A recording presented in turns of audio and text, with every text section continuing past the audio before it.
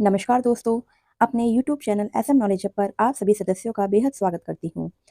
जैसा कि पेरेंट्स आप सभी को पता है कि जल्द ही केंद्रीय विद्यालय सत्र 2025-26 के लिए क्लास 1 टू 12th और बाल वाटिका 1 टू 3 के लिए एडमिशन्स एंड रजिस्ट्रेशंस स्टार्ट हो जाएंगे। तो हम स्टेप बाय स्टेप आपको इन्फॉर्मेशंस प्रोवाइड कर रहे हैं और जैसा कि पेरेंट्स आप सभी को पता होगा कि केंद्रीय विद्यालय में जो एडमिशन का प्रोसेस रहता है वह कंप्लीटली कोटा कैटेगरी और प्रायोरिटी बेसिस पर ही रहता है। तो आज की वीडियो सभी पेरेंट्स के डाउट्स को क्लियर करने के लिए है कि किन कोटा कैटेगरी से बच्चों के एडमिशन्स केंद्रीय विद्यालय में होते हैं और क्या आप भी इस कैटेगरी से बिलोंग करते हैं और क्या आप अपने बच्चे का दाखिला केंद्रीय विद्यालय में कर सकते हैं। तो कंप्लीट वीडियो को अंत तक ज़रूर देखें और जो चैनल पर नए हैं चैनल को सब्सक्राइब करना ना भूलें और अगर वीडियो अच्छी लगे तो लाइक शेयर अवश्य करें। आप हमें इंस्टाग्राम और फेसबुक पर भी फॉलो कर सकते हैं क्योंकि हम जितनी भी वीडियोज़ यहाँ पर डालते हैं वह कंप्लीट इन्फॉर्मेशन इंस्टाग्राम से भी आपको नोटिफिकेशन प्राप्त हो जाएगा। तो सबसे पहले हम बात कर लेते हैं कि केंद्रीय विद्यालय जो कि 4 सेक्टर्स में बटा हुआ है, civil, defence, IHL and project sector. तो जो केंद्रीय विद्यालय सिविल और डिफेंस के अंडर में आते हैं, उन सभी स्कूल्स में 5 कैटेगरी लागू होती है और जो स्कूल्स आईएचएल एंड प्रोजेक्ट सेक्टर के अंडर में आते हैं, वहाँ पर 6 कैटेगरीज़ लागू होती हैं। इसका कंप्लीट वीडियो हमने डाला हुआ है कि आप कैसे चेक करेंगे कि हमारा स्कूल किस सेक्टर में आता है, जिसको आप स्टेप बाय स्टेप हमारी प्रीवियस वीडियो से समझ सकते हैं। और कैटेगरी 1 टू 5 और कैटेगरी 1 टू 6 में कौन-कौन से पेरेंट्स एलिजिबल होते हैं, तो इसका भी हम डिटेल वीडियो आने वाले समय में लेकर आएँगे। जब तक कि आप समझ लीजिए कि कैटेगरी 1 टू 5 में जितने भी सेंट्रल गवर्नमेंट एम्प्लॉइज़ होते हैं, स्टेट गवर्नमेंट एम्प्लॉइज़ होते हैं या प्रोजेक्ट सेक्टर में जिनके पेरेंट्स काम कर रहे होते हैं या आईएचएल पर काम कर रहे होते हैं, उन सभी के बच्चों को प्रायोरिटी दी जाती है और किस हिसाब से कौन पेरेंट्स के बच्चे किस कैटेगरी में आते हैं, यह डिफाइन अलग-अलग की हुई है। तो यह आप क्लियर कर लीजिए, जो कैटेगरी 1 टू 5 में पेरेंट्स आते हैं, वह भी कैटेगरी वाइज़ अपने बच्चे का अप्लाई कर सकते हैं।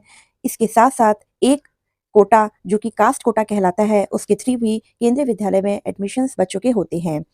जो parents SC, ST, OBC, NCL के अंडर में आते हैं, जिनके पास ओबीसी सर्टिफिकेट बना हुआ है या नॉन क्रिमी सर्टिफिकेट भी है या एससी सर्टिफिकेट से अप्लाई करना चाहते हैं या एसटी सर्टिफिकेट से अप्लाई करना चाहते हैं, तो वह सभी कास्ट कोटा के अंतर्गत अपने बच्चे का केंद्रीय विद्यालय में अप्लाई कर सकते हैं।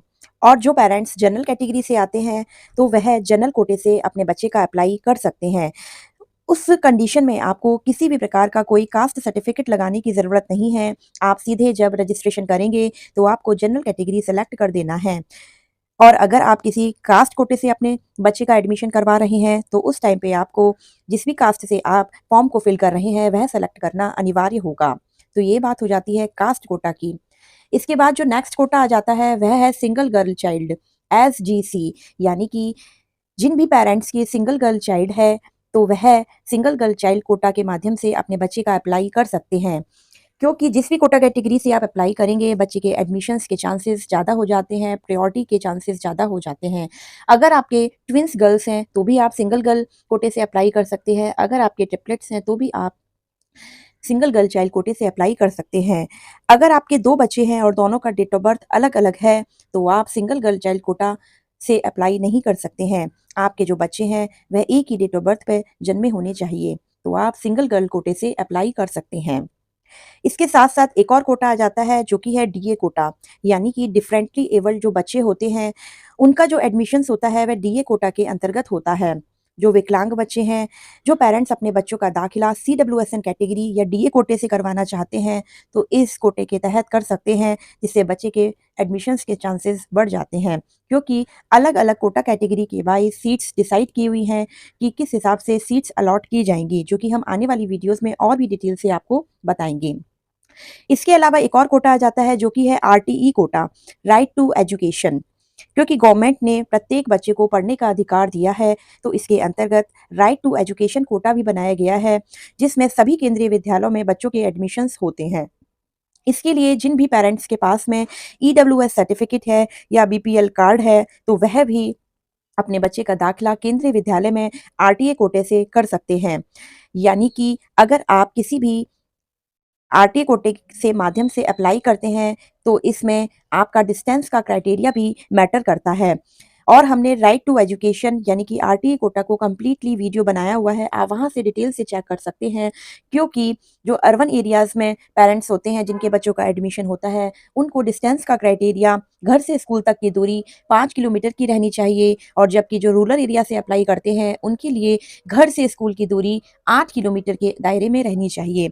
यह जो डिस्टेंस का क्राइटेरिया है, ओनली आरटी कैटेगरी से जब हम अप्लाई करते हैं, उस कंडीशन में रहता है। बाकी अदर किसी भी कोटा कैटेगरी में डिस्टेंस का कोई भी क्राइटेरिया नहीं रहता है। तो पेरेंट्स, आप सभी का कन्फ्यूज़न दूर हो गया होगा कि केंद्रीय विद्यालय में 5 कैटेगरीज़ भी रहती हैं जो स्कूल सिविल और डिफेंस के अंडर में आते हैं और 6 कैटेगरीज़ जहां पर आईएचएल और प्रोजेक्ट सेक्टर में स्कूल्स आते हैं। इसके अलावा कास्ट कोटा से, सिंगल गर्ल चाइल्ड कोटा से, डिफरेंटली एबल्ड कोटा और इसके साथ-साथ आरटीए कोटा से भी एडमिशंस होते हैं और जो पेरेंट्स जनरल कैटेगरी से आते हैं, वह भी अप्लाई कर सकते हैं। उसमें किसी भी प्रकार के सर्टिफिकेट की कोई रिक्वायरमेंट नहीं होती है। लेकिन जो एडमिशन्स है वह कोटा कैटेगरी और प्रायोरिटी बेसिस पर ही रहता है। जितनी सीट्स जिस स्कूल में अवेलेबल होती हैं और जितना परसेंटेज का क्राइटेरिया बनाया हुआ होता है, उसी हिसाब से जो मेरिट है, जो लिस्ट है वह निकाली जाती है।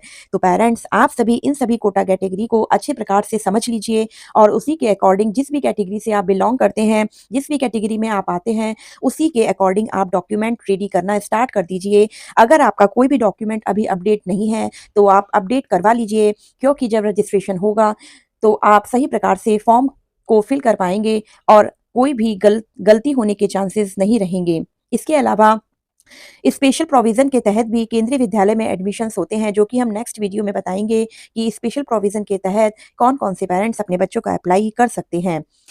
और इसके साथ-साथ अगर आप कोई भी गलत कैटेगरी या कोटा का चयन करते हैं, तो आपके बच्चे का अप्लाई तो हो जाएगा, लेकिन अगर बच्चे का नाम लिस्ट में आ जाता है, तो आप डॉक्यूमेंट अगर पेश नहीं कर पाएँगे, तो आपके बच्चे की एडमिशन को कैंसल कर दिया जाता है।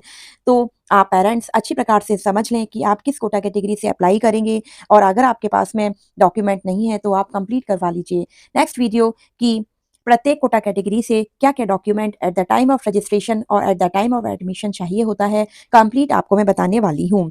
तब तक के लिए आप हमारे चैनल पर बने रहिए और हमारी वीडियोज़ को अधिक से अधिक शेयर करें, जिससे अधिक से अधिक पेरेंट्स की हेल्प हो सके। क्योंकि नॉलेज की कमी के कारण काफ़ी सारे पेरेंट्स अपने बच्चों का दाखिला सही प्रकार से नहीं करवा पाते हैं, जबकि उनके पास में वह एलिजिबिलिटी और क्राइटेरिया होता है, लेकिन फिर भी वह जानकारी की कमी के कारण अपने बच्चे का दाखिला नहीं करवा पाते हैं। तो मैं स्टेप बाय स्टेप आपको केंद्रीय विद्यालय में एडमिशन का प्रोसेस समझा रही हूँ। जो चैनल पर नए हैं, बेल आइकन प्रेस करें जिससे कोई भी नोटिफिकेशन आपसे छूट ना जाए। इसी के साथ आज की वीडियो मैं समाप्त करती हूँ। Thank you.